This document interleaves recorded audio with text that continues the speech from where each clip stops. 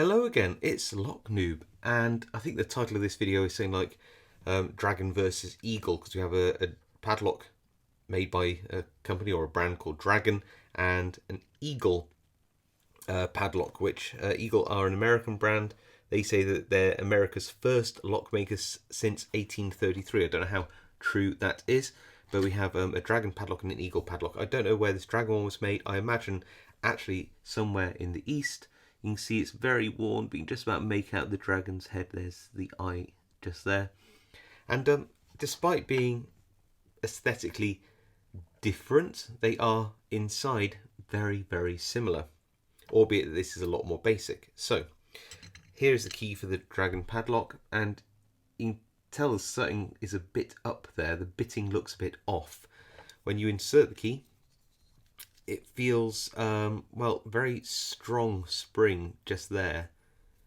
And then it's a long pull, and then we get an open. And you see that it's pulling back this pawl or latch, which is hooked into this cutout on the shackle.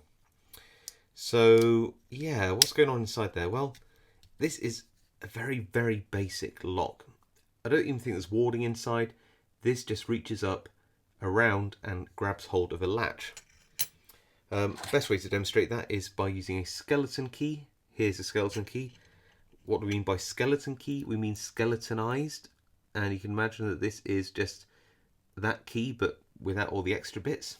So it's a skeletonized key. So we should be able to, in theory, pop this in, turn it up to the top, and just try and grab hold of that latch, and we are open. There we go. So this is a lock which does work with a skeleton key, and this is for warded padlocks. Maybe not of this type, but hey, it works. This is just a standard, very cheap set of warded padlock keys. Moving over to the Eagle then. Well, look at that key. Look at this wonderful flat key.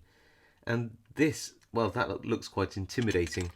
Eagle are a well-known brand, and you might be thinking it could be a key very much like these flat keys, where there are, I believe, either 5 or 7 levers inside one of these dual ownership, there you go, safety deposit box locks. Anyway, these actually do have levers inside. They're really cool. Well, you can see down there the lever springs on one side. Very, very cool locks. But no, this isn't a lever lock.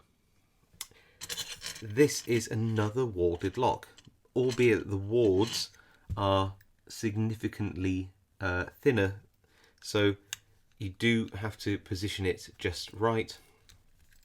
And there we go, it opens up very nicely. Let me do that again in camera. There we go, lovely.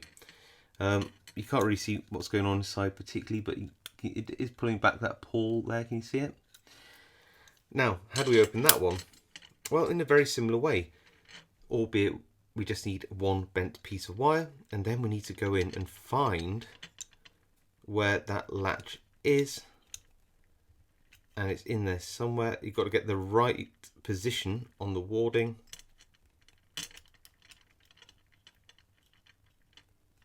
There we go, got it. So all you need to do is you find the position, which I believe is this one here at the highest point, and that is actually what's engaging with this latch mechanism inside and retracting it. That's all it takes. All of this is just to obfuscate the keyway in case someone's putting in a flat piece of metal. It just adds some extra warding, but it does nothing in terms of pick resistance. You just need a piece of bent wire long enough to reach up to that highest position. That's it. So yeah, 2 different locks, very different aesthetically, but in terms of their mechanism, well, really quite similar. All you need to do is find the part of the lock where you can access the latch, and then manipulate the latch directly, bypassing all the rest of the warding inside these locks. Well, I hope you found that interesting. I love these beautiful old locks. I think they're amazing. And I'll see you all next time.